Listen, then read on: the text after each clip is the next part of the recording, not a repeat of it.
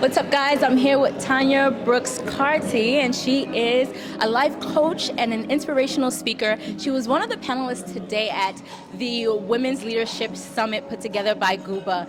What was the main point in your life of you getting to resilience? Oh, that's a good question. For me, honestly, I think there's been many different seasons. Okay. And I think that's valuable and important to say because I think each one acts as a building block upon the next one. So becoming a young mother, that was the first point where I had to decide, like, do I have what it takes to push through this? And then pushing through that, at that time, I'd already had a little business. I'd already started business. And I was like, will this define me or will it refine me? As much as then going through businesses, pushing through a season like COVID where in one day, all my contracts were gone. Because I work with people and I do classrooms and teaching, in one day, I just got email after email after, and I was like, wow. But knowing, my big affirmation to myself was, God would never bring me this far to leave me. And if God brings me to it, he will bring me through it. And I think that sometimes we plan so much, it's our plan. We would like to say it's God's plan, but really it's our plan. And when things don't go to how we planned them, well, what next? So learning to surrender and let go of what I see the journey looking like or my vision, holding the vision, but locking in with God to say, I need to know what you know about me. I really need you to get into me now. And I think the transition of shifting my relationship with God, that shift the relationship with myself as much as learning new things about myself. Because if you do what you've always done, you'll only get what you've always got. Result. Right. There was a lot of gratitude spoken about on the panel as well. I think sometimes we can have a miserable spirit. Like, we can be a complainer, we can moan, we can compare and look at everybody else. But to know that what God has called you to is a personal assignment.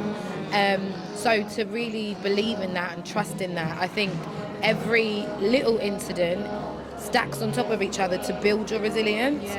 So then when it did get to a season like 2 years ago where I lost my mum, that was hard. Like, that was, if anything was going to break me, it was going to be that. But I knew something different. I had something different in me. And I think it was testimony to say, well, all these things that you talk about or practice or preach or share, are you going to live it? At the hardest time in your life, are you going to live it?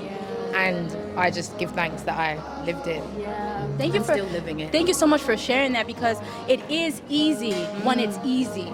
But then when it gets hard, that's when the true test of resilience comes in. And like you said, God will say, jump in the water, and you'll be like, what do you mean jump in the water? What water? What water? Like, how deep is the water? Can I step my toe in first to see the temperature? But no, jump fully in, and then God's got you. But that's such a scary place to be. And that's a scary place for so many people. But hearing, the words that you all shared today, again, I saw a lot of women in the room shedding tears.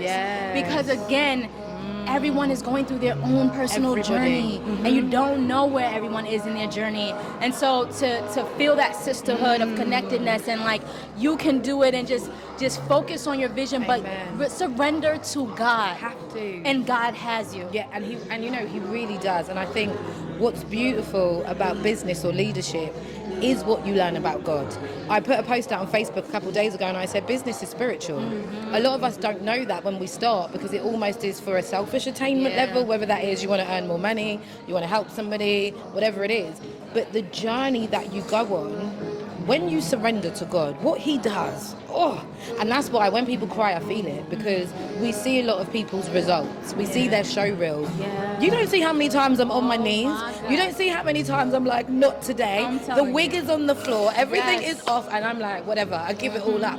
And because then the next day I'll be on a stage, you think, I'm always on a stage. No, I get into my prayer closet. I stay in the word. I stay in asking questions. And I also think a lot of us don't gift ourselves enough silence, because I said when we get quiet, God gets loud.